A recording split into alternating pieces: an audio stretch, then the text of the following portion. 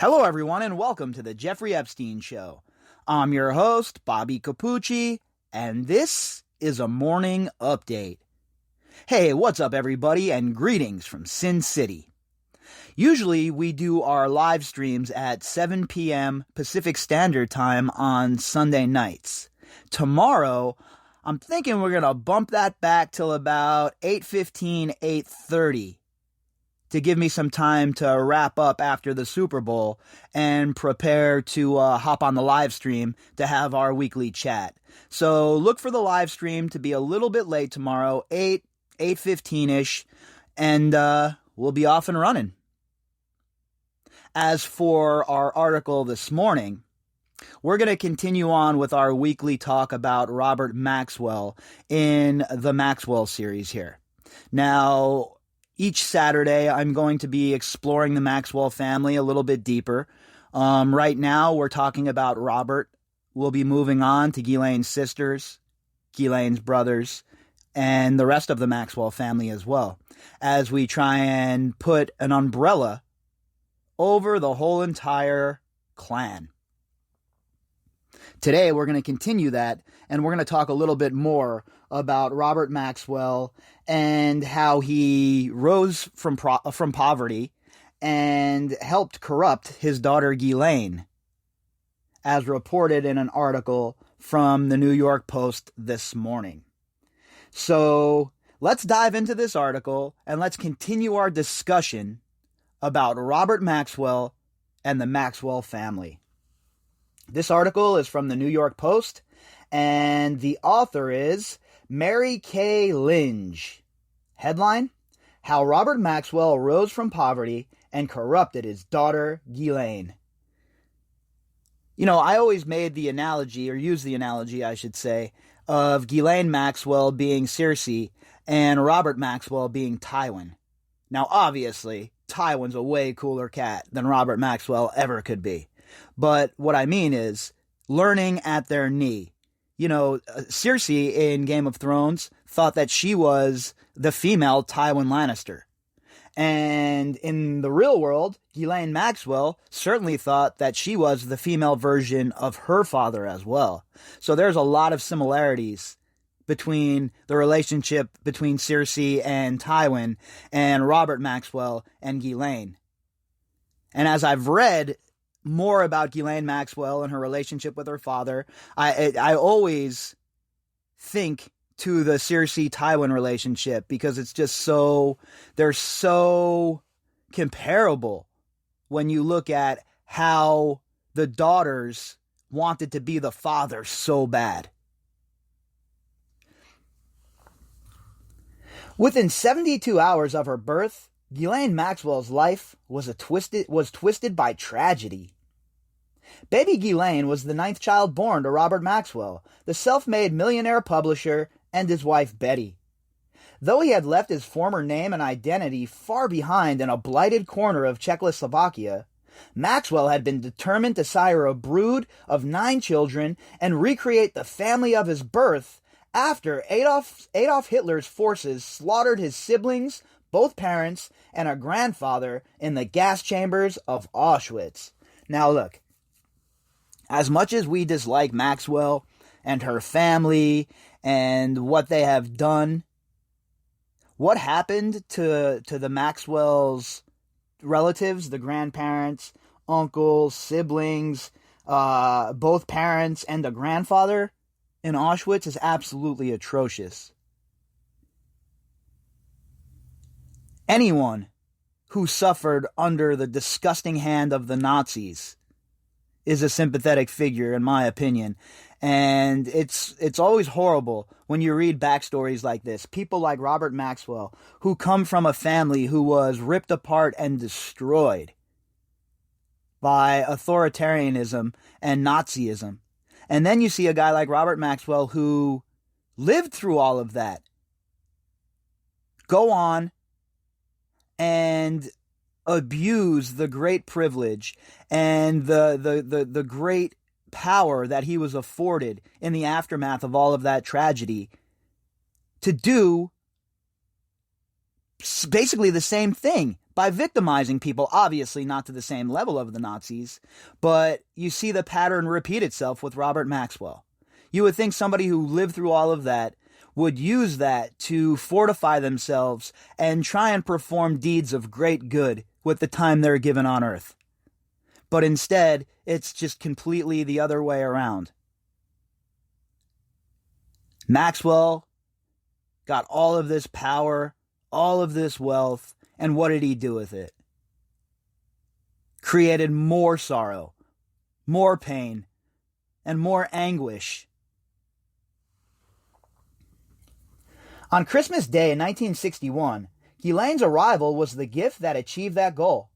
At age 38, Maxwell was at last the triumphant paterfamilias, the prosperous lord of a grand 53-room mansion in Oxford, England, 1,400 miles and a world away from his own childhood in a 2-room, earth-floored shack.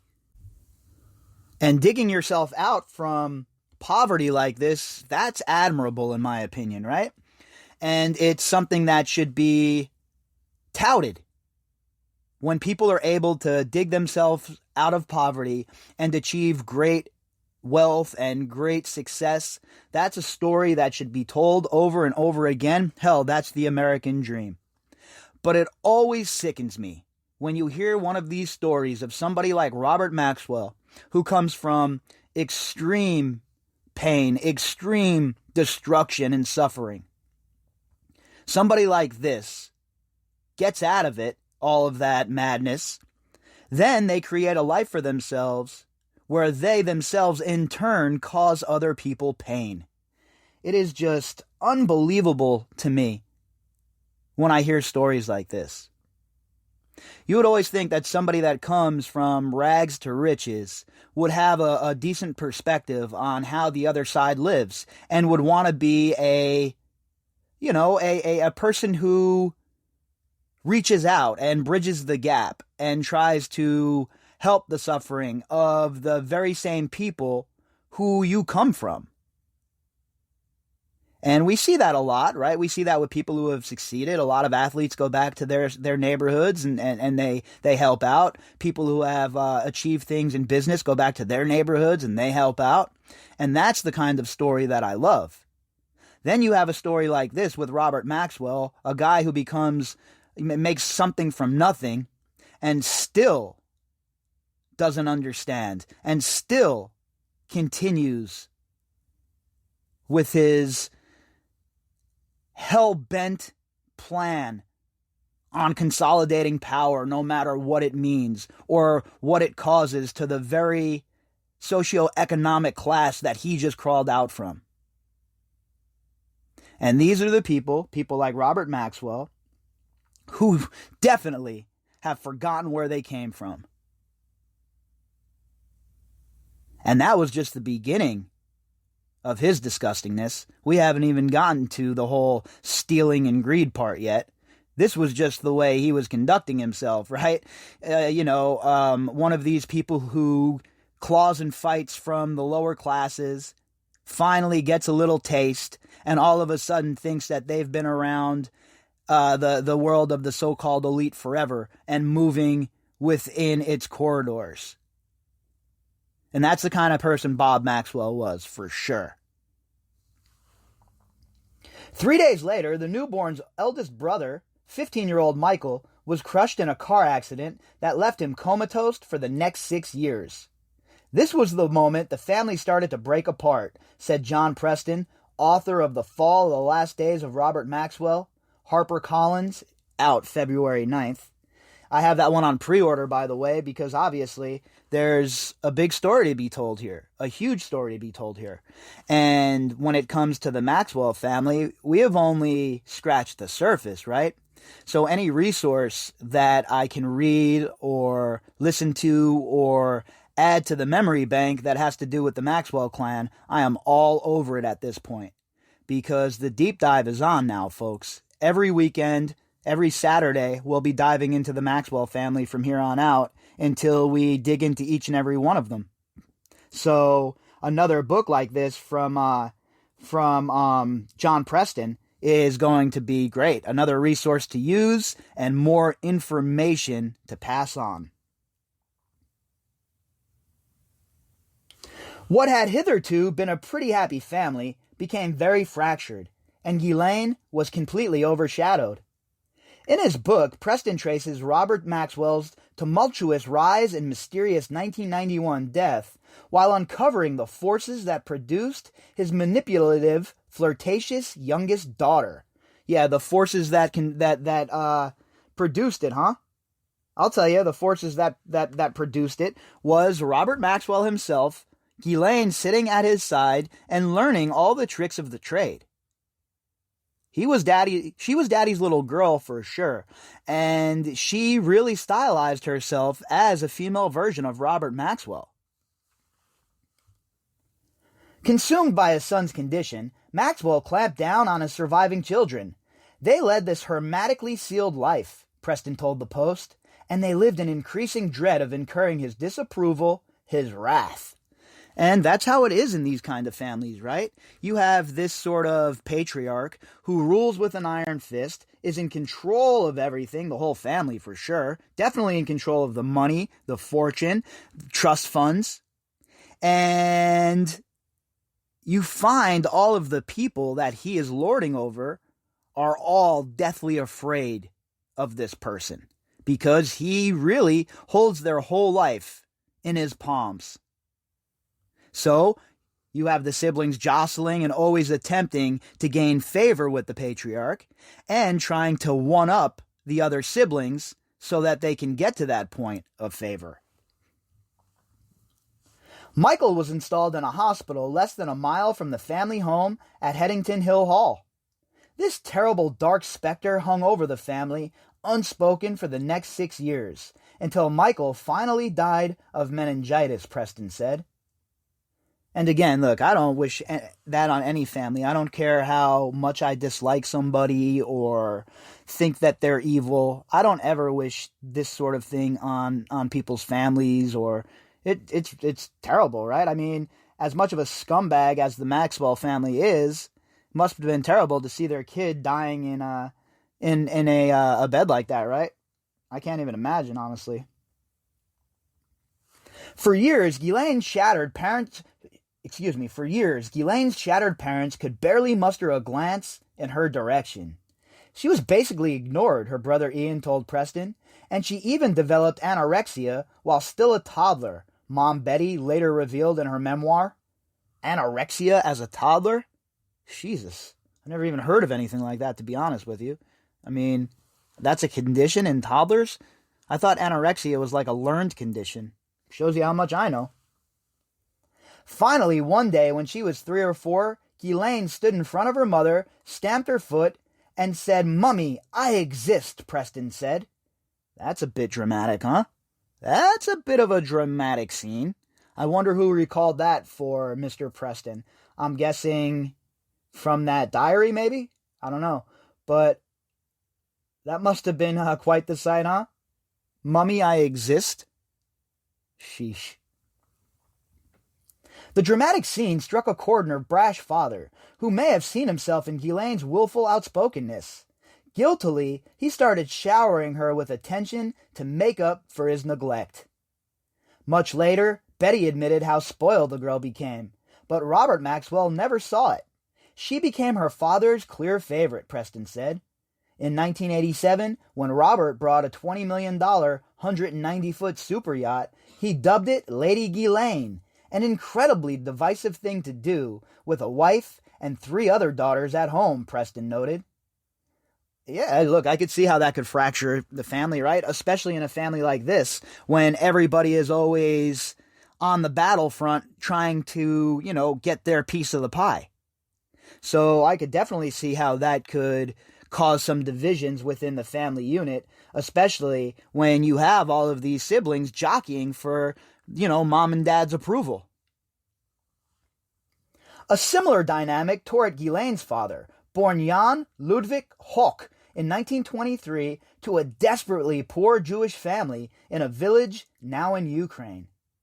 "I was never young. I never had that privilege," Robert Maxwell said decades later. I remember how cold I was, how hungry I was, and how much I loved my mother.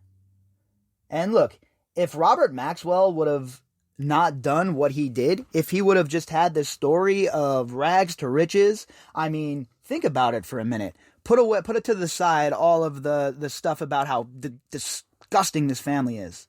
Imagine this story if he would have been a good person. Imagine how this story would have been lauded and talked about and the books that would have been written about it.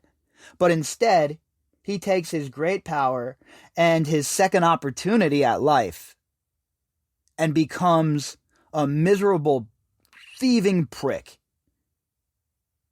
So as much as I'd love to have some compassion for what they went through, I don't.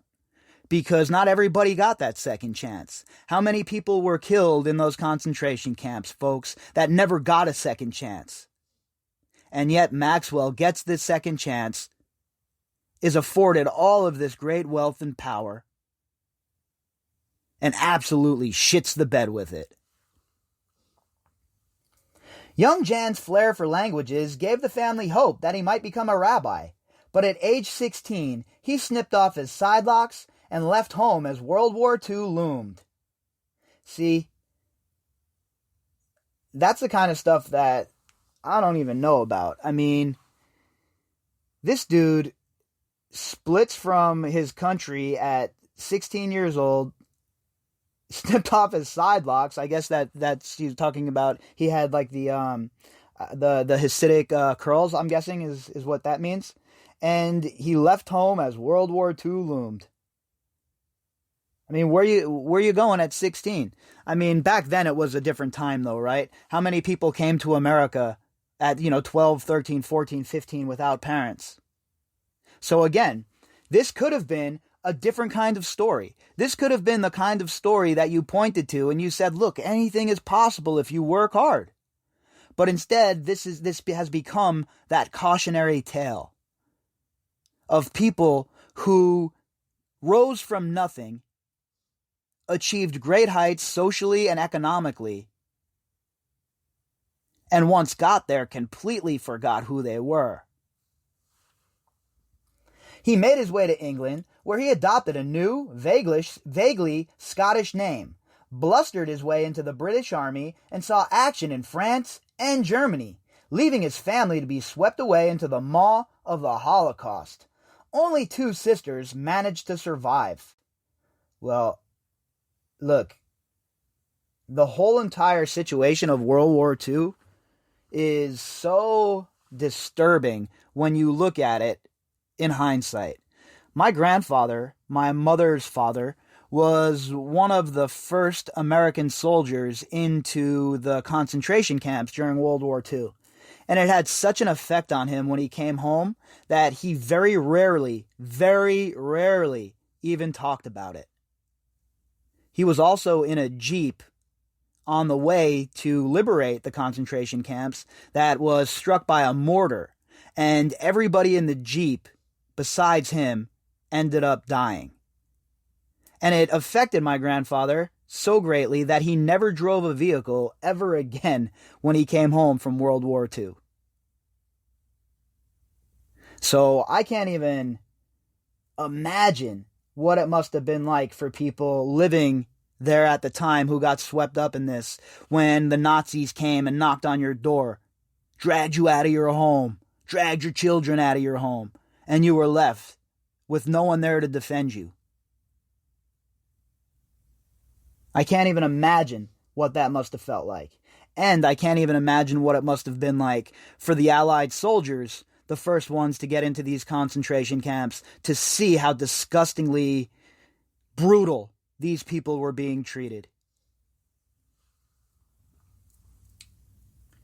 Everything to do with his past was still an open wound, Betty wrote in her memoir. Robert never managed to reconcile himself with his grief or overcome his guilt. Instead, he set out to become a gentleman and a squire, as he put it. His fluency in Russian, English, and French landed him assignments from Britain's intelligence services and a job running a propaganda operation in post-war Berlin. And there you start to see the beginnings of Bob Maxwell and his intelligence ties. assignments from Britain's intelligence services, and once there, he was meeting with people from the American intelligence services, obviously the Russian intelligence services, and running a propaganda operation in post-war Berlin. So you see the burgeoning career of Robert Maxwell, the intelligence asset, right after the war. There, Robert launched his publishing empire by buying up a huge catalog of German scientific research, with the help of an unprecedented investment from MI6, Britain's foreign intelligence agency. And the second that happened, that's when Maxwell became an agent of MI6. Let's not cut corners here, folks. Let's call it for what it is. You think that MI6 is just going to donate money to somebody or, give them money to set up an operation? Hell no. It's quid pro quo. He effectively became our agent, Desmond Bristow, a former British intelligence officer, tells Preston in his book. It was a role that Maxwell apparently played for years, using his publishing perch to see disinformation to Soviet contacts and pick up data on new technology. So that's where it comes from when people say that he was working with Soviet intelligence as well, Russian intelligence. That's definitely the case. I know there was people that wanted to talk like that never happened, but we all know that Robert Maxwell was working for multiple intelligence agencies. Now, some folks will say, oh, he was a spy for these agencies. That's not the case. He was an asset. There's not very many real spies in the world like you see in the movies, okay? There are handlers and there are assets. And Robert Maxwell was an asset.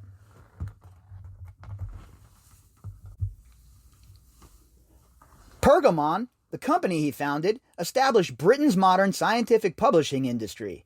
But it wasn't enough for Maxwell, who soon began his lifelong practice of asset stripping, borrowing in the name of one of his businesses to make another appear more profitable. Asset stripping, huh? Let's call that what it is. That's theft from one company to artificially inflate the price of another. Okay? See, this is where greed comes in. Maxwell could have had a great life just doing what he was doing, but he needed more. More power, more money, more wealth, more contacts. And little Ghislaine sitting at his knee, well, she was taking notes. By 1969, his fiscal double-dealing came to a head. When an American company on the verge of buying a Pergamon subsidiary got a look at its books, Maxwell was pushed out of the parent company, which was, most awkwardly, headquartered on the grounds of his Oxford home. Ghislaine was 7 at the time. Yeah, well, of course, they get a look at the books, they see that they're being cooked, they see that they're garbage, they see what's going on, and of course they're going to push them to the side. But do you think a guy like Robert Maxwell is going to suffer real penalties? Of course not. With all of his contacts, his intelligence protection, this guy had a get-out-of-jail-free card, as they say.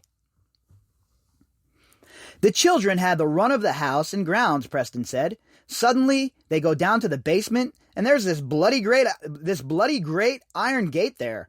Outside, there's a wooden fence topped with barbed wire. It was sort of a one-man version of West Berlin. How weird must that have been? This place is on the grounds of your home, and now the family doesn't own it, and there's a big-ass gate with barbed wire? Sheesh. So I guess the moral of the story there and the lesson to be learned is, well, don't have your company at your house. Pergamon's new owners had installed the barriers to physically exile Maxwell from the company's offices located in an outbuilding that shared a cellar with the family home. Oh my gosh, I didn't know any of that, honestly. They were dark times, Ian Maxwell said. There seemed to be a fear in the air, a fear that we would be ostracized. Well, your father shouldn't be such a thief. If he wasn't a thief and if he didn't cook the books, you would never have to worry about someone building a gate to cut your basement in half. Robert Maxwell rebounded, again, by dint of some shady fiscal maneuvering. He used one of his minor companies to siphon funds out of Pergamon and sequester them outside Britain. After 5 years of lawsuits and slow fiscal strangulation, he regained control of his company. Look, Robert Maxwell was a lot of things, but he was a very shrewd businessman, the kind of man that will look to crush you if you cross him. And we see that here with how he regained control of Pergamon, when he went in there and basically gave him the I find your lack of faith disturbing Vader throat crush. See, it becomes personal to people like this. It's not business. It is always personal. Right, Maxwell told the Pergamon board the day he won the battle. We're taking over now. You can all go. That afternoon, he had the fence and barriers torn down.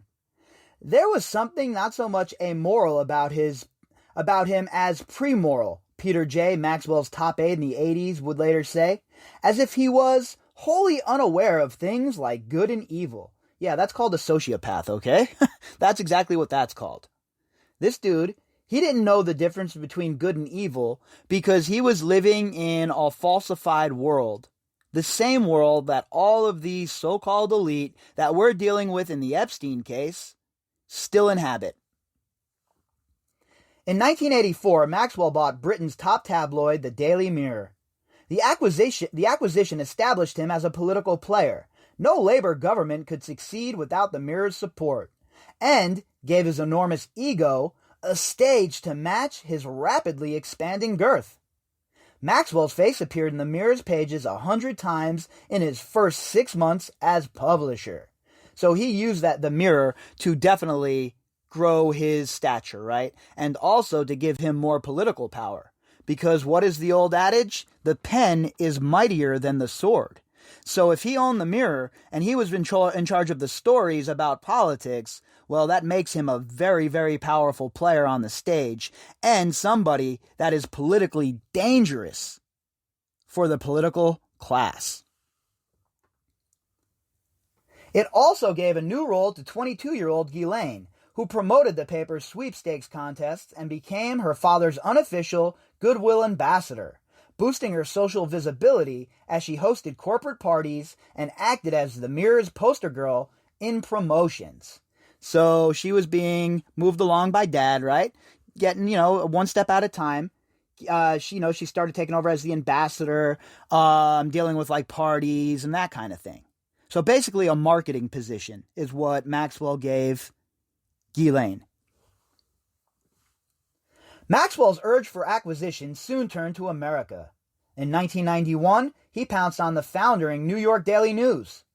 Ghislaine tagged along, first to run Maxwell's Corporate Gifts, a New York-based vanity business bankrolled by her father, then to serve as his American social emissary, attending social events like now Governor Cuomo's wedding to Kerry Kennedy in 1990 on his behalf. Well, isn't that nice?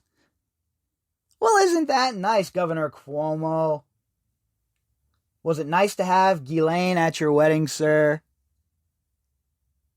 All of these people are such a bunch of clowns, such a bunch of idiots. In March 1991, Maxwell made an impressive New York entrance on the Lady Ghislaine, sailing the yacht up the East River as he arrived to finalize the Daily News deal.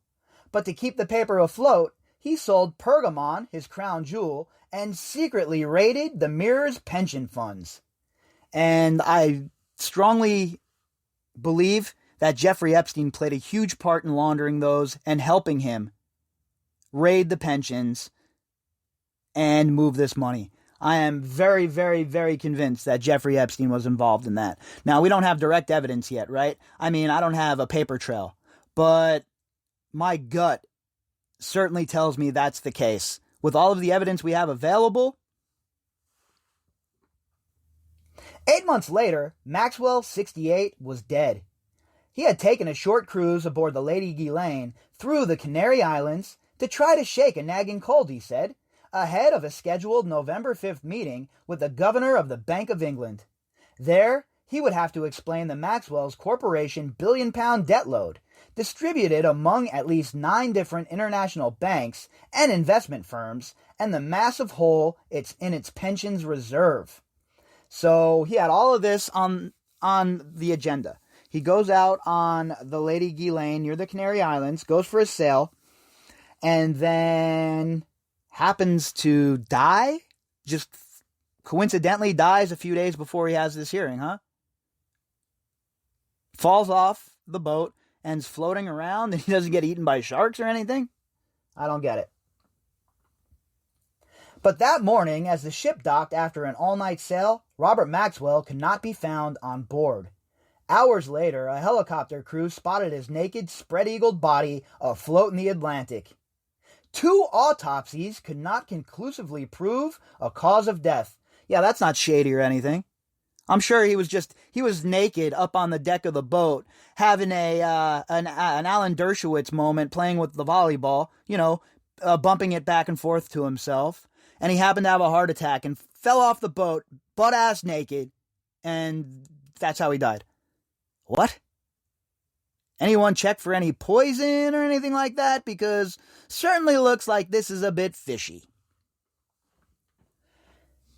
The scandal that exploded in the days after Maxwell's death led to the arrests of brothers Ian and Kevin, who both held top positions in the family's now bankrupt business empire, but denied knowledge of their father's dealings. Both were charged with several counts of conspiracy to defraud, and the case went to trial in 1995. But they were both acquitted the following year. Oh, of course they were. People like this, well, they don't go to jail. They don't get found guilty. You got to be a low-level employee for that to happen. But Ghislaine was probably more affected by the death of her father than any of her siblings, Preston said. She became his greatest defender, insisting that he could not have committed suicide and that a conspiracy of rogue spies and contract killers had murdered him. I actually agree with that, to be honest with you. I definitely agree that Robert Maxwell was clipped. Come on, man. You really think this guy just died all of a sudden, running around in his birthday suit? He's running around with everything God gave him, swinging in the wind. Well, what was he doing? Listening to, some music, having a dance-off on the bow of the ship, and he fell in? None of it makes sense. Come on. The only thing that is logical, in my opinion here, is that Maxwell was clipped.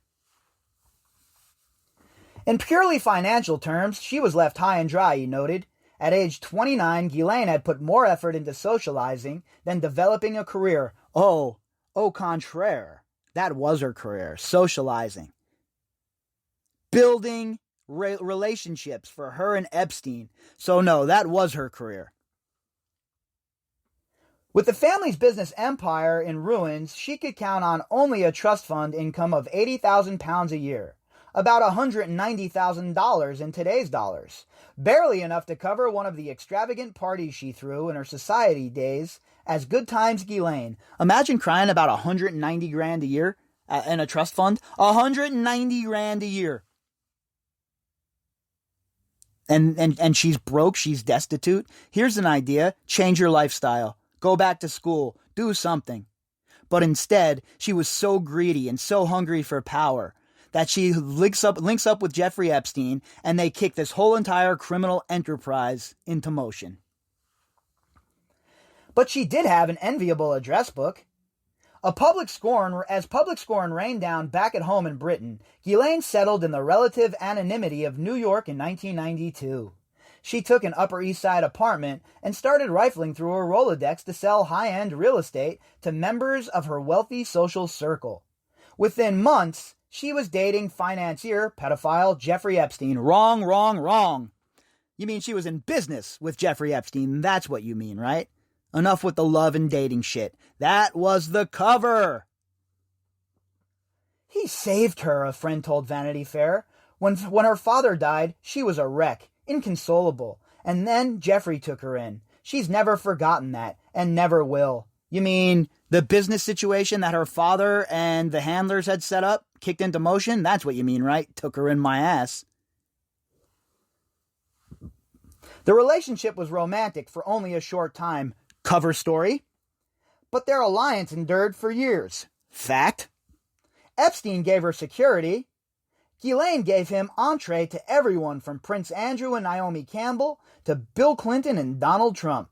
She managed some of his many properties. A former employee of Epstein's Palm Beach home called her the lady of the house, and sometimes used her helicopter's pilot's license to ferry him to his private Caribbean island, and also from the airport in Santa Fe to Zorro Ranch, confirmed by sources that I spoke to face to face. There, he stated his appetite for sex with teenage girls, and Ghislaine reportedly enabled him and joined him, okay? Why are we still cutting corners here, New York Post? Let's get with it. Accusers say Maxwell acted as Epstein's madam, recruiting girls as young as 14 to give him, air quotes, massages that soon devolved into sexual encounters, and to have sex with his friends. Some have said that she sexually abused them herself. Some have said that, in fact. Yes, I'm glad that you brought it up, because it sure seemed like nobody wants to talk about that portion of it. Maxwell is credibly accused by multiple girls of abusing them. The allegations made against me are abhorrent and entirely untrue, she has repeatedly said. Epstein avoided federal prosecution on sex trafficking charges in 2007 with a sweetheart deal that saw him plead guilty to lesser crimes in Florida, but died under suspicious circumstances in a New York prison in 2019. Maxwell, busted last July in a raid on a New Hampshire hideaway, remains under arrest on charges of recruiting and grooming 3 teenage girls for sexual abuse between 1994 and 1997. And as we all know, that's not all. That's a to-be-continued situation as far as the charges. But she still has the support of her 2 closest siblings, Kevin and Ian.